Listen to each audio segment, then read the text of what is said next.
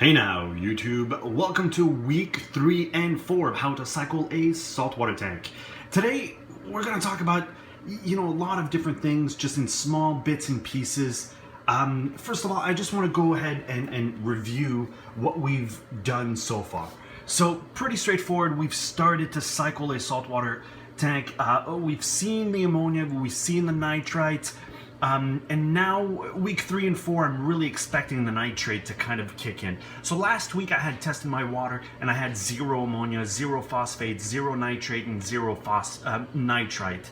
However, this week, what I've done for the past couple of days is I've tested my ammonia, my phosphate, and my nitrate.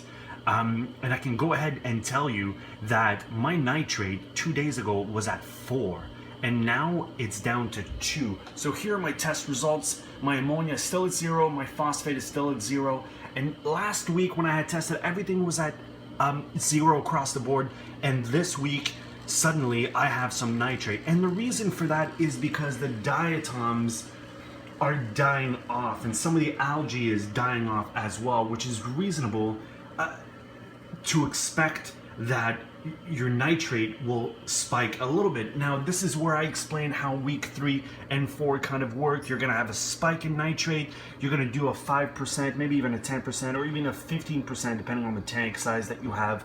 You're going to do a water change, and then you're going to see and you're going to measure your perimeters, and then you're going to move on to week number 4. You're going to do another water change. Now, this water change, I've done that just yesterday, and I've already seen a 2-point drop on my nitrate. Now, this is excellent because it means 2 things. Number one, I'm at the very, very end of my cycling process. However, I'm still going to wait 2 weeks before I start adding fish, before I start adding, hardy or soft corals. And the reason for that is that I want to be able to see the consistency of my tank and the overall life that's going on inside my tank. So I've added the cleanup crew. So I decided to go with 10 little hermit crabs. You can see one right here. Let me try to zoom in a little bit better. There you go, focus. They're just kind of walking around at this point, which is great.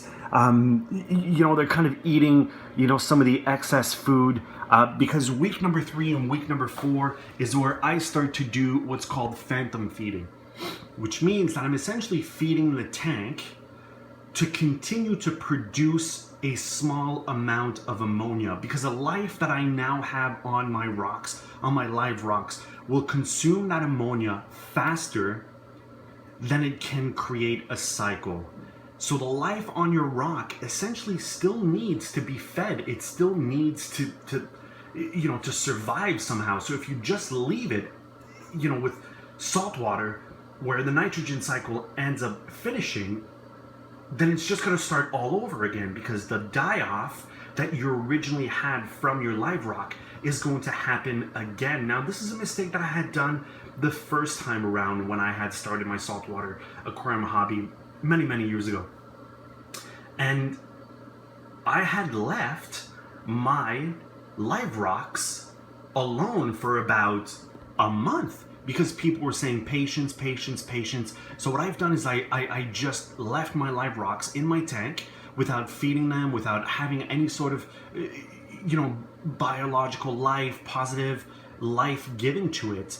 And a new cycle started, because the life that I had spent the previous month creating on it, the biological life that I had spent, so much patience on, ended up dying off. And the reason for that is it's very simple, because it needs to keep feeding. It needs to keep going through essentially the cycle, just not as big as what first cycling your tank is. And that's why when you start adding fish and other life, and you start feeding your system with things like phytoplankton and regular food and little shrimps, mysis shrimps, your live rocks keep healthy and they keep feeding. Once you overfeed, once you're live rocking your filtration system, because remember, the live rock is the primary source of filtration in a saltwater tank. Once you go through that, once you exceed the amount of filtration that your tank can handle, then you will see the algae. Then you will see all the nuisance algae, and you may even see a cycling process again. You may even see some diatoms. There's a reason why there's something called a new tank and also an old tank syndrome. So that's a completely different subject that we're going to probably step into many, many months down the road.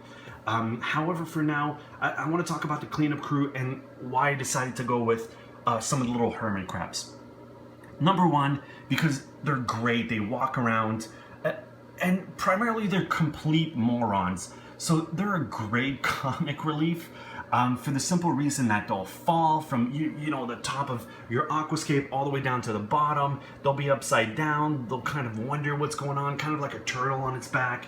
And they're just overall great. I mean, they go in the small little crevices. They go in the places that, I can't reach, that eventually, some of the snails can't reach. And snails, primarily love the flat surfaces because it's much easier for them. So for me, I find that they just tend to, stick to back walls or to the glass. And they don't really go on the rocks as much as I would like them to.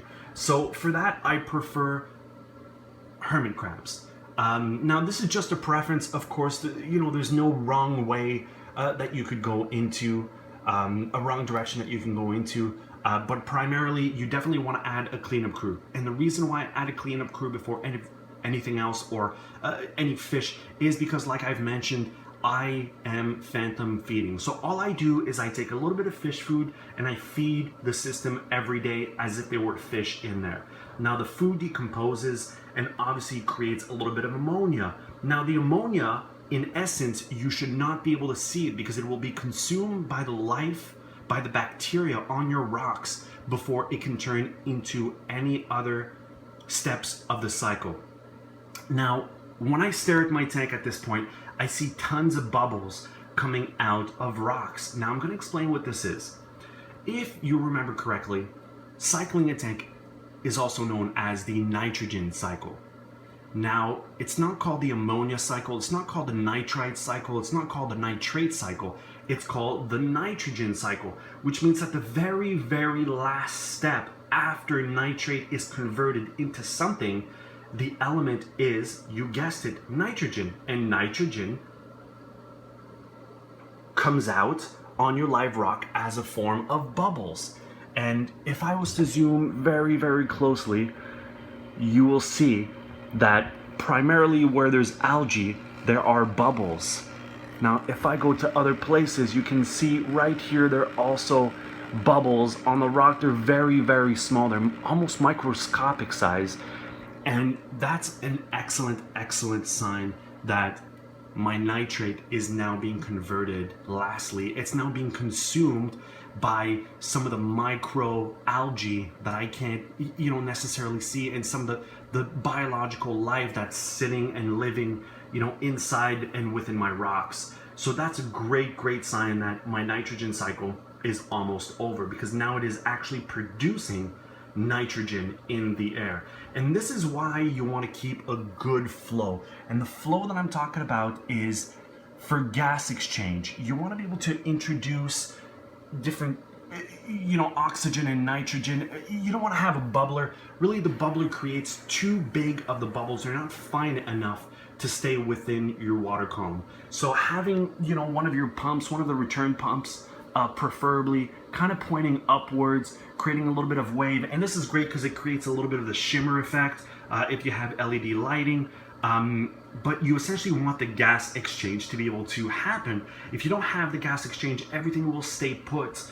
And this is, another topic of discussion where the aquarium flow becomes very, very important. So what I'm going to do is this week I'm going to talk about aquarium flow. So you can see that I have, 1, 2, and I have a third pump in the back. And I'm going to talk about what I look for personally in a flow. And then what I'm going to do is I'm going to drop a little bit of chemicals to enhance some of the coralline algae. And then it's fogging the entire tank. But the great thing is that you get to see the flow direction. So I'm going to do that this week. I'm going to post a video. Stay tuned for that. If I don't post it, just keep me accountable. Be like, hey, where's my video? And we'll really get to see why flow is so important in the tank. Also, by the time I post a video, possibly next week or the week after, I may have a little bit more life in there just to show you, my thought process and my decision making, and then we'll just take it from there. So for now, YouTube, I say, hey now, and take care, and we'll see you this week.